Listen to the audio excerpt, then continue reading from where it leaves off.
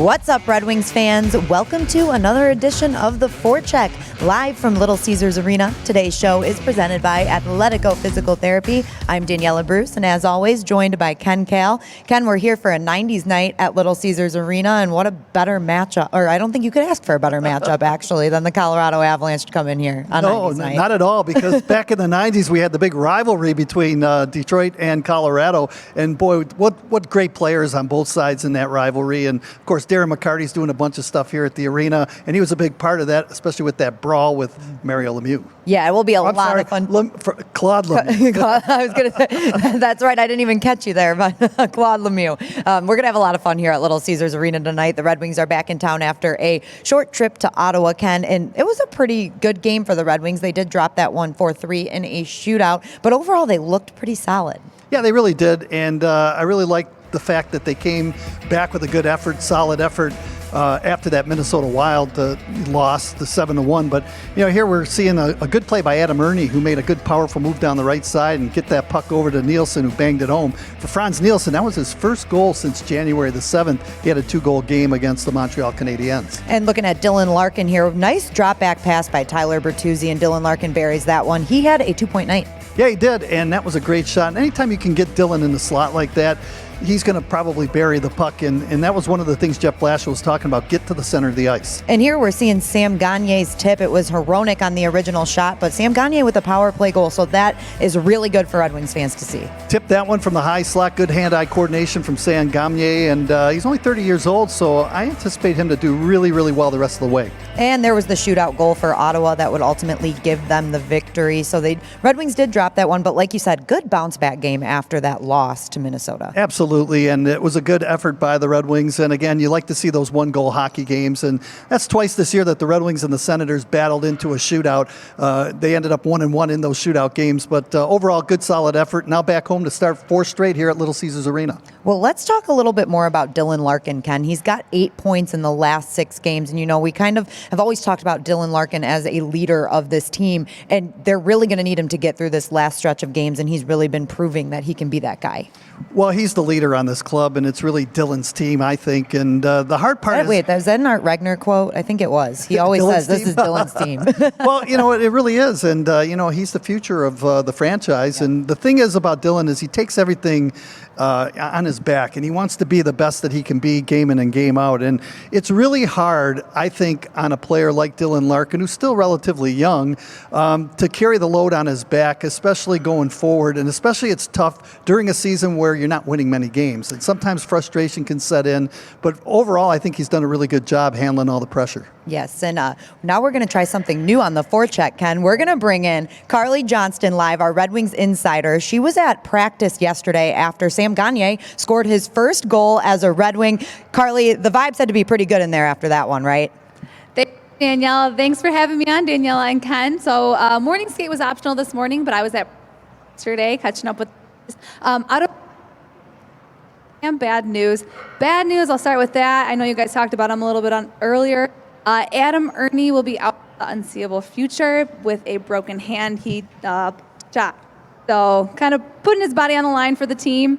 But good news is Dmitry Timashov is likely to be in the lineup tonight. We will find out more after warm-ups to see if he's out there or not with a winged wheel sweater on. And talking about new faces, you mentioned him before, Sam Gagner. I got to catch up with him yesterday about scoring first goal as a Detroit. So I got his thoughts on that. Splashels.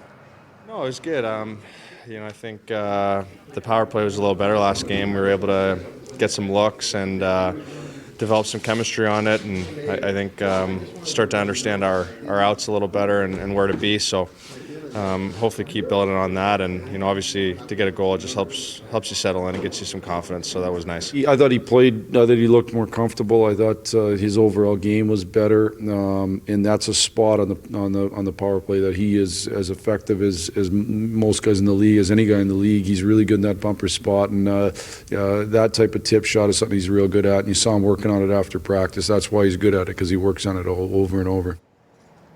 Yeah, Gagner has been practicing that tip-in shot a lot of practice, so it's nice to see him get a goal in a game, especially as a Red Wing. A new face on the team, hoping to welcome in Timashov as well tonight. So it's nice to see all those guys out there meshing with the other players. Daniella? And Carly, as we talked about, we've got Colorado in town tonight, which is always a fun matchup for the Red Wings. And I know you said morning skate was optional today, but how are the guys feeling about tonight's matchup? They're excited. I know they mentioned that the rivalry isn't quite what it used to be, but it's always fun when these two clubs get together and face off. I know the fans love it. So what better way to celebrate 90s night than with the Colorado Avalanche? Definitely. Thank you, Carly. We'll see you later, all right? Ken and I are going to talk a little bit more about this Avalanche game tonight, and we'll start by talking about Nathan Mackinnon. And I don't even know exactly what to say about him, except he's really carrying this Colorado team. He's got 85 points on the season. The thing about Nathan Mackinnon is he can do it all. He's a really good skater.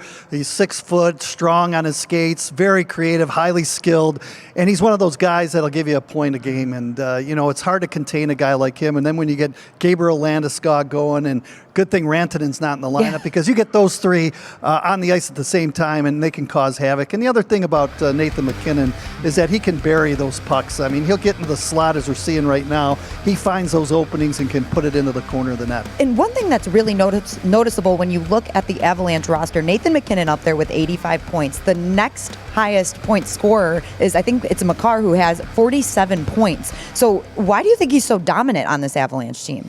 Just because he's a great player. Yeah. I mean, that's the thing. And you look at Kale McCarr, and boy, what a find he has been. And he's like 21 years old, and he can really move the puck. But again, you need those strong leaders on your team. And to me, when you look at the Colorado Avalanche, everything focuses around Nathan Mackinnon. Everybody else falls into place. But they got some really good, talented hockey players on this Colorado club, including some goaltenders as well that are good. Yes, you mentioned it, goaltending. They're good on the offensive side of the ice, but in net, they've also been really good. And Pavel Francis has been the guy leading the way for the Avalanche. And I don't think we're going to see him tonight, Ken. I know you said that somebody else is getting the start, Hutchinson, right? Yep. But talking about Pavel Francis, like, look at his numbers there. 26 starts, 19, 5, and 3. And his save percentage is a 9.29. The most impressive thing, though, is the last 6 games, he's 6-0-0.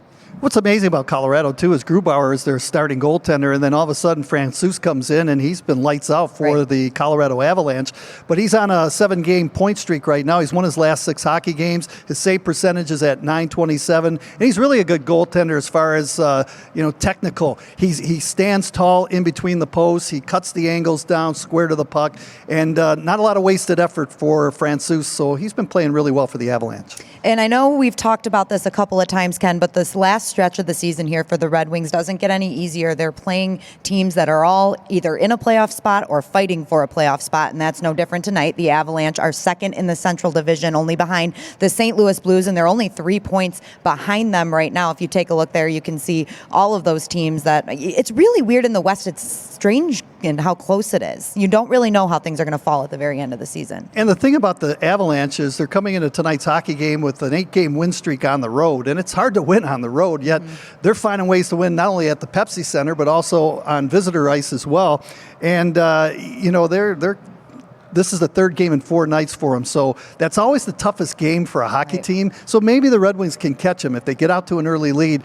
And the thing about the Avalanche, too, Danielle, is the fact that they've been in a lot of one-goal hockey games, and they find ways to win. Their last 3 games were 3-2 scores. Their last 4 games, they've won by 1 goal. So they don't give you a lot, but they just score enough to win. And we're not exactly positive that we're going to see Timashov in the lineup for the Red Wings tonight. He was having a couple of visa issues, so hopefully he will be there tonight. But what does he bring to the table? I know you saw him play a little bit in Ottawa. What do you think he brings as a player? I was really impressed, especially with his first couple of shifts. He's got big thighs. He's got that hockey butt going for him, and that makes him strong along the boards. And the thing about him, too, is he led the team in hits with 5 in that last game against, in Ottawa. So, I want to see more of him play, and I hope he gets that visa straightened out because I think down the road he'll be a strong forward for Detroit. Definitely. Well, fans, if you're coming down to the game tonight, you got to get here early because in honor of 90s nights, Ken, I'll let you check it out first. We've got these retro hats that some of our fans are going to get courtesy of our friends at Coca-Cola. And here, I'll even try it on for you guys. Look I'm feeling really nice. What do you Nice, think? very good. Maybe I'll wear it tonight. I like it. Matches your outfit. You Yeah. got to wear one too. Even though no one can see you, you're going to have to wear All one right, as well. will Well, Ken, thank you so much for joining us as always. And you guys, if you are not coming down to the game, you can catch it on Fox Sports Detroit or tune into your very own Ken Kal on 97.1 The Ticket. Let's go Red Wings. I think the goaltenders will go at it tonight. Ooh, I don't know. That's a good question. Ooh.